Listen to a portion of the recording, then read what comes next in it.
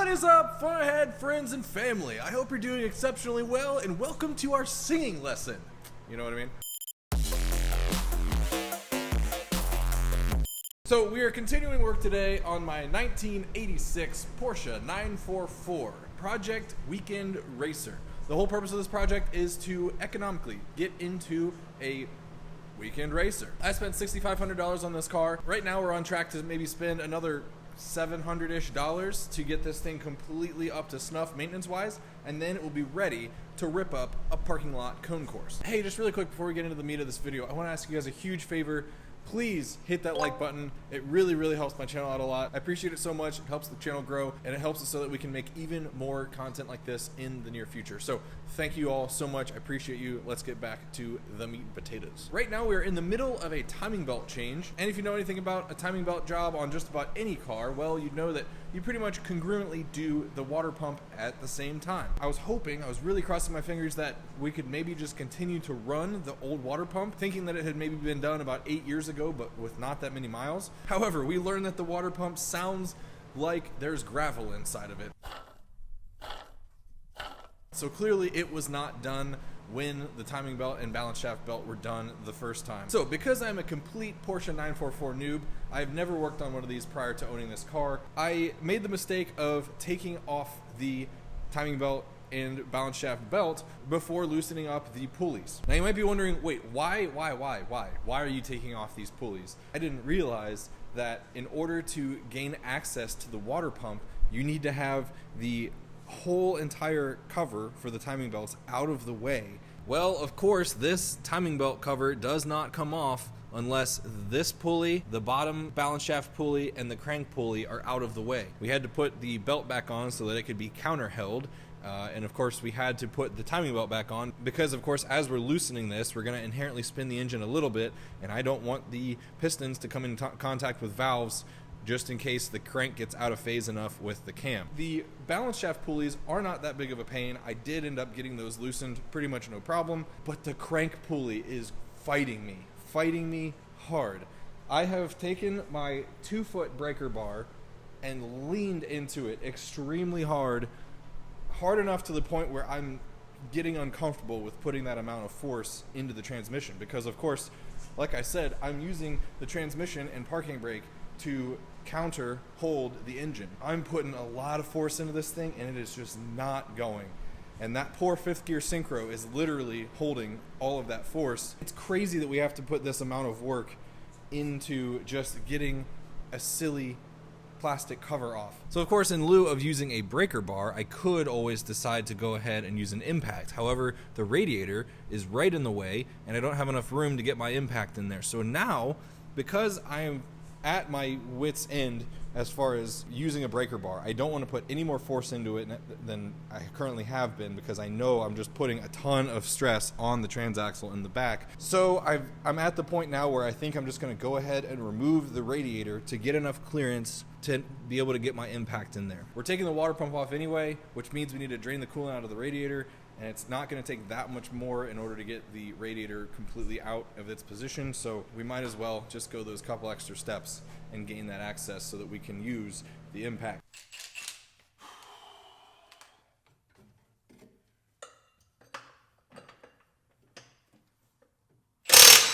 All right.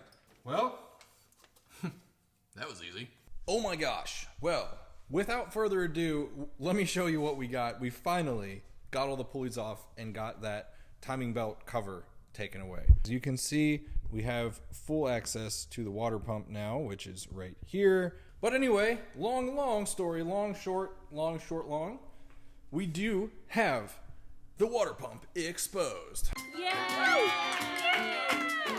We can go ahead and take off all of the, looks like 10mm bolts that hold that water pump on and just get that thing out of the way. And we will truly, finally be at the halfway point of taking everything down. I'm not sure about you guys, but it feels really good to make progress. As you can see, water pump is out. Now we are officially at that halfway point. Here's our very old, very corroded water pump. Two things about this water pump. One, I had no idea the thermostat was in here. That's kind of nifty. what I wanted to show you guys about this water pump is this. Let me get this in the light a little bit better. So look at how this impeller is moving. And when you spin this thing,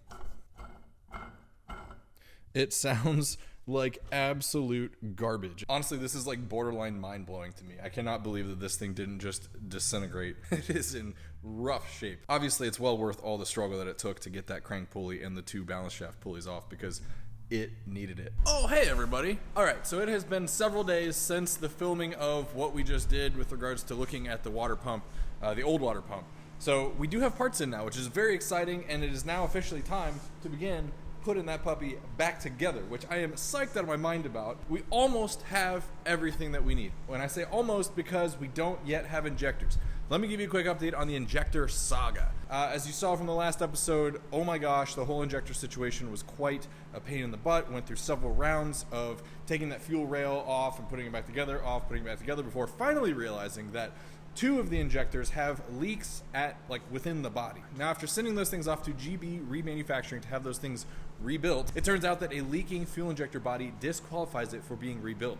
It is considered a not good injector core, null and void. They will not do anything with it. So they were able to rebuild 2 of the ones that I sent, and they're just sending back the other 2 broken.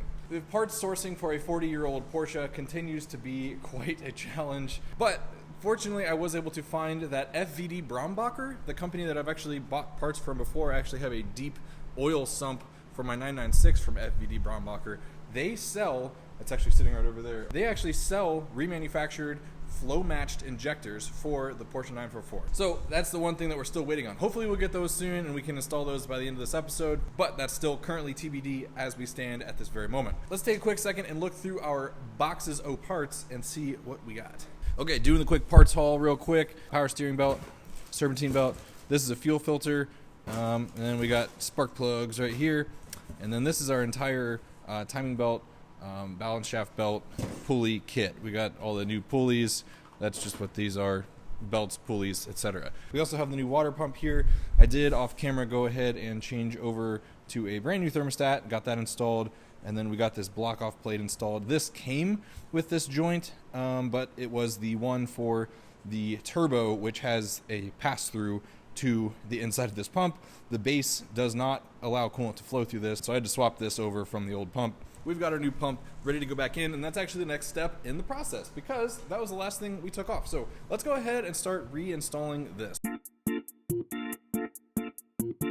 By the way, if you're in the mood for just settling in for the long haul and just getting all the stuff put back together on this engine in this episode, please hit that like button right now. Just lets me know that you guys like seeing longer videos with lots of technical stuff. Okay, back underneath the hood, I just wanted to give you guys a quick lay of the land really quickly before we started putting the water pump back in.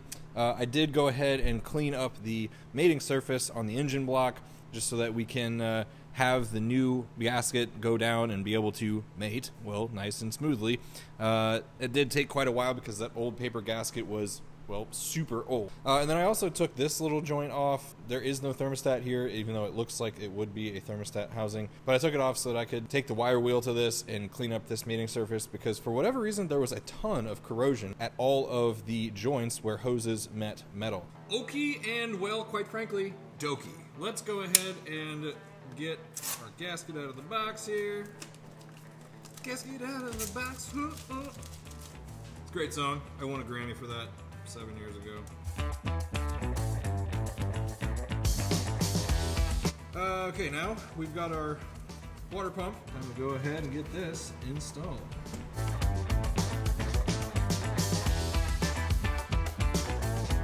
Yeah, I know. You're shouting through the screen right now going, David, that wire goes on the other side. I know, I just realized that. Thank you.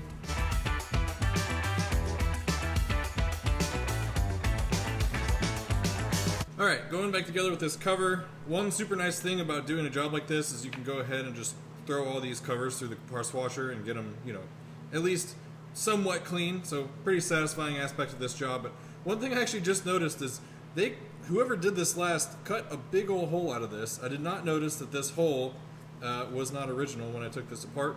Maybe that is painfully obvious, but I'm just now noticing it. So I don't know why they would have done that, because obviously they didn't have any reason to take this cover off, being that they didn't swap out the water pump. I don't know, I'm at a loss. Okay. While I'm tightening this down, one thing I meant to mention is I did go ahead and, obviously off camera, tighten down all of the bolts for the water pump.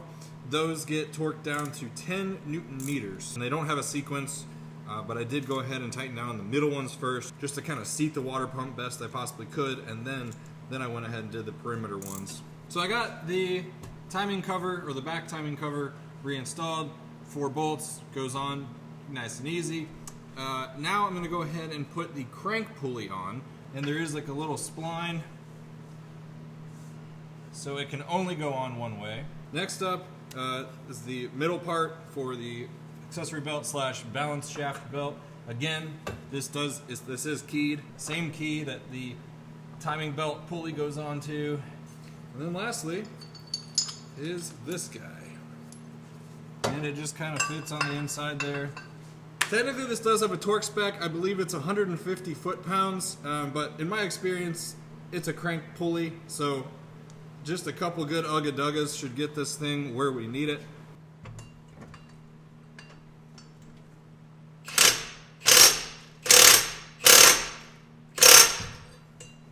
Now we can go ahead and move on to installing the timing belt. Alrighty, just really quickly before we go ahead and tackle this timing belt install, I just want to go over a couple things with you guys so that it's very clear to you how we keep this engine in time as we're installing this belt. First of all, we need to make sure that the cam is in top dead center, and you can tell by looking at the mark on the camshaft pulley and comparing that to the mark on the housing that's connected to the valve cover, making sure that is perfectly lined up. Obviously, with regards to a timing belt, you know, the teeth are relatively large, so you've got pretty large fidelity to be able to tell if it's off by a tooth one way or another. With regards to the crankshaft, it's a little bit more difficult. I had previously mentioned that on my car there is a mark on the engine block side to be able to line up the crank pulley. Well, I learned that that is yet another modification that was done by the previous owner or whoever worked on this last to this cover right here. As you can see, like I mentioned earlier, this cutout here was a modification that they did for whatever reason, and they also had put a mark right next to the crank pulley to be able to line it up right at top dead center. Odds are decent that your car does not have that as well, unless the same guy worked on your car. So to truly check if the crank is in top dead center, you have to go back to the back of the engine. Remember, at the bell housing, there is a tiny little window down there right where the engine meets the bell housing that you can look through there, and you can see on the flywheel if your engine is at the 0T mark. So I did go ahead and check, and everything is perfectly lined up with regards to the crank. So with regards to strategy for applying the timing belt, you want to start at the crank. You want to get on that little pulley, make sure your timing belt is nice and seated in the teeth. From there, because this engine spins as we look at it, it turns clockwise. The tension side of the belt is going to be this side of the belt. So you always work from the crank pulley up around this way. You need to work on the tension side to ensure that the exact length between that crank pulley and that cam pulley is achieved. Hopefully that makes sense, but I'm going to go ahead and do that right now so that we can kind of talk through that together. I went ahead and got the belt started on the crank pulley. We've got to have it over the tensioner, we've got to have it over the water pump, and then starting right here, this is the dimension that we need to ensure that we maintain. I'm going to go ahead and just start slotting this on. As you can see, the teeth line up perfectly, okay? And I'm just going to start working this around and making sure that the teeth seat perfectly onto the cam gear. The crank hasn't moved, cam hasn't moved. I went ahead and kind of soft set the tensioner pulley. So what I'm going to do is go ahead and kind of pre-tension it. Ultimately that'll get tightened down to 45 Newton meters, I believe. And the tension that we're going for on the belt is to be able to turn this and then struggle to turn it 90 degrees. They call it the 90-degree check. Of course, you don't want it too loose because then you could skip timing, but you don't want it too tight because then you're going to put too much tension on the bearings of all of your pulleys. There's technically a tool that does a tension measurement on this that you can utilize, but we can just kind of do it the old-fashioned way and do the 90-degree check. It's just a feel thing, so if you don't feel confident in your abilities to check that on your own, then go ahead, of course, and buy that tool. What I'm going to do is go ahead and put some tension on this belt, then we'll turn it 720 degrees and just make sure that everything comes back to top dead center. Obviously that's key. Want to make sure that the crank lines up to top dead center, cam lines up to top dead center, and then finally check the belt tension after 720 degrees just to make sure, you know, after the belt kind of aligns itself on the pulleys as it spins, that it didn't loosen up too much. So after turning the engine 720 degrees and going to check the tension, I am thinking that it's actually a little bit too tight for my comfort. So I'm going to go ahead and loosen this tensioner back up again. Also, another thing to note, I just want to make sure you know, the only time you can check this is once you have turned it to the right. If you turn it for any reason counterclockwise, which you shouldn't do, but if you have, then you need to turn it back to the right to make sure that you put tension back in the tension side of the belt. All right, so I'm pretty comfortable with that level right there. I might just go ahead and turn this another 720 degrees.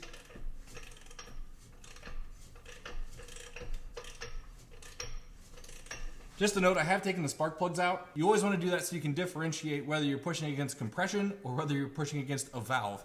Okay, so we're back 720 degrees. We have only turned it to the right, so we know that there's tension in the correct side of the belt. Boom, I think that's cherry. I think I'm gonna go ahead and leave that there. I can turn it 90 degrees, but it's not overly stiff to do so. This side of the belt feels plenty stiff. Good, we are good to go. Let's go ahead and torque down that tensioner to 45 Newton meters, and we can call this belt set. Time to throw the last couple of components in place, one of which is the little rub plate here. I don't actually know what this is called. Of course, the purpose of this is to prevent either side of the timing belt from touching itself, because of course you can see there's kind of a pinch point between this long side of the timing belt and where it runs across the water pump. Those are opposing directions, and you don't want the teeth to be touching each other at speed. That would just tear your belt up pretty quickly. So I imagine that's why they put this little skid plate in there. All right, now I don't know squat, but I'm gonna go ahead and just torque these down to 10 Newton meters. That's usually kind of a, you know, a good assumed torque setting for a 10 millimeter. Okay, and with that done, lastly, we can go ahead and put on our timing belt idler pulley. So this goes right here. I believe that basically all this does is just prevents the belt from kind of oscillating too much on the long side of the belt. It's kind of touching, but it's not really, it's just kind of touching off to the belt. So I think it's just meant to prevent any kind of excessive oscillation. I'm gonna go ahead and put this up to 45 Newton meters. Alrighty, well, good news. It is officially time to start working on putting the balance shaft belt back in place. So let me go ahead and go over a few of the considerations that we'll need to consider when putting the balance shaft belt back in place, just so that you guys know what I'm doing as I'm doing it. Okay, so here's our overall situation. This one is a little more convoluted than the timing belt because, of course, we're needing to line up basically 3 different things as opposed to just 2. Each balance shaft does have its own top dead center position, and those are marked by a little notch. Hopefully you guys can see that. There's a tiny notch right there in each of the balance shaft pulleys. And that notch has to line up with the notch here on the timing belt cover. So right now we have the upper lined up, all good. What I'm going to do is kind of just put the belt sort of halfway in place, and then we're going to lift the car up and put it the rest of the way in time from the underside of the car, because it's much easier to see what's going on with that balance shaft pulley, especially because its timing mark is actually on the underside of the pulley anyway, so we can't even see it from here. So as you can see, I have it around the crank, and I also have it up around this top balance shaft. Top balance shaft is in line with its timing mark. So good to go on the top side, and you can see as far as slack goes within that belt, there is a little bit of slack because of course the belt is not under tension, but it's enough to where we know that it's not off by a tooth. So you can see when we do put it under tension, it lines up perfectly. We know that we're not off at all. Okay, so let's go ahead and get this thing up in the air and finish up this balance shaft belt. So working from the bottom side here, of course this right here is where the tensioner pulley is going to go. And here's our balance shaft pulley, and then we have one other tensioner. It's basically just an idler pulley that's going to go right up here in this position. We'll talk about that more in just a little bit here once we get everything perfectly in time. So you can see the notch on the balance shaft pulley there. That is pointing directly at the timing mark there on the cover. The balance shaft is perfectly in time, and we do have the belt run up around it. So what we're going to do is basically get this nicely under tension and then slip the tensioner pulley up and over, and then from there we can kind of lock everything down. As you can see, we have the tensioner pulley in place. It's not locked down, however. I just have it set here just so. But what I want to do is look on the top side one more time just to make sure that the upper balance shaft pulley did not skip a tooth. Then we'll go ahead and lock this down and put it under its actual tension. Okay, good news. I just lifted the car up. All is good with regards to the upper balance shaft pulley. It's going to be a similar rule with regards to tension. We're going to want the 90-degree rotation on the long section of belt. Again, that's very much a feel thing, so if you're not comfortable with using that method yourself, then go ahead and get the actual Porsche special tool to check the tension. All right, I just want to go ahead and get you guys in here for this 720-degree rotation because it's going to be an absolute visual orchestra. What do I mean by that? Well, just watch. Oh, what a beautiful thing. Those belts just cruising around. This engine spins beautifully too.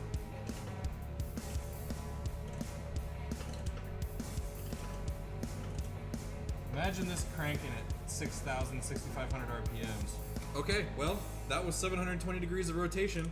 Let's go ahead and check our tension once more. I think I like that. All right, now lastly, it's time to go ahead and throw on our balance shaft belt idler pulley, the most useless pulley in the world. Here is our brand new idler pulley for the balance shaft belt. This one has a very specific job, and its job is to be 0.5 millimeters away from the tensioned belt. Again, its job is to just basically soak up any oscillations so that this belt doesn't slap around too much. Well, I've got my feeler gauge here, as you can see, 1/2 millimeter. And so I'm going to feel around for the point here where it's just kind of just barely dragging. I'm going to go ahead and call that good with the correct angle there. Let's get this tightened down. We'll double check with our feeler gauge. Perfect. Let's go ahead and get this thing torqued, and then the balance shaft belt is completed. Done. She's torqued. She's good. Everything's in time. This thing is getting cherry, boys and girls, and I'm getting excited. This is going to be an awesome car, and I cannot wait. Let's finish putting this freaking thing together. Let's go ahead and get these covers put back on, and then we can continue putting the radiator back together, and we are that much closer to actually calling this thing done and good to go. Well, if it isn't great freaking news, I hate great news. And by that I mean, I love great news. So, it's time to go ahead and put our radiator back up in the car. Then we'll get the radiator shroud on with the fans, yada yada, get all that plugged in, get our radiator hoses hooked up, throw our air intake box back on, and then we can call it good for today. Alrighty, well, and with that, we've got everything back in place, with the exception of the power steering pump belt and the serpentine belt. I need to lift the car and do that really quickly, but I won't bore you guys with that. Shouldn't take too terribly long to do. But as you saw, we got the radiator back in, we got the coolant fans back in, we got the entire intake system back in, all of the coolant hoses tightened down, yada yada. One just observation I'm finding about working on this 944 is how just the simple stuff is tricky and annoying to work on, and the hard stuff is very easy to do. Give you an example. Timing belt, balance shaft belt, super easy to do. You know, it's just a matter of like being careful, making sure everything's all lined up. Not a hard thing to do. What's up with the intake system on this 944, guys? And then the hose clamp that's on the underside of this this intake tube right here. Like, why is that? Why is there a freaking thing that you need to have a hose clamp for right there? And then the fact that you put this on, and you not only have to put it over this, but also this and the super hidden breather tube underneath the intake tube. I mean, what's up with that, you know? Why do we, you know? But hey, rant concluded. We got it all together. I don't get why they had to make the simple stuff hard and the hard stuff simple. I'm glad the hard stuff was simple, but why'd they have to make the simple stuff hard? You know what I mean? So yeah, unfortunately we do have to call it here today, just because we're still waiting on fuel injectors. I have no idea where they are, and they're very TBD as far as when they are actually going to get here. It is what it is. But in the next episode, we are going to pick up right away with throwing the brand new injectors back in place. We're going to do every single fluid in this thing. Engine oil, obviously we have to put coolant in it because we just took the radiator out. We're going to do transaxle oil. We're going to flush and bleed the entire brake system. So with that, thank you all so much for tuning into FunAhead TV. I really appreciate each and every one of you for being here. Yes, you, I'm looking right at you. I know that was a bit of a long one. Thank you all so much for sticking with me. If you did stick with me, drop a comment down below. Let me know, say just, I'm still here. I'd like to know, how many of you guys did hang on to the end, and I appreciate all of you guys that did. Thank you again for being here, and I will see you all hopefully in the next episode. Thanks. Oh, hey everyone. Just a quick reminder, super high quality FunAhead TV merch is available on FunAheadTV.com right now. So head on over to FunAheadTV.com and get yourself some today. Thank you so much for supporting the channel. Also, thanks so much for watching that video. If you want to see even more great FunAhead TV content, please click the link right here. I'll see you over there.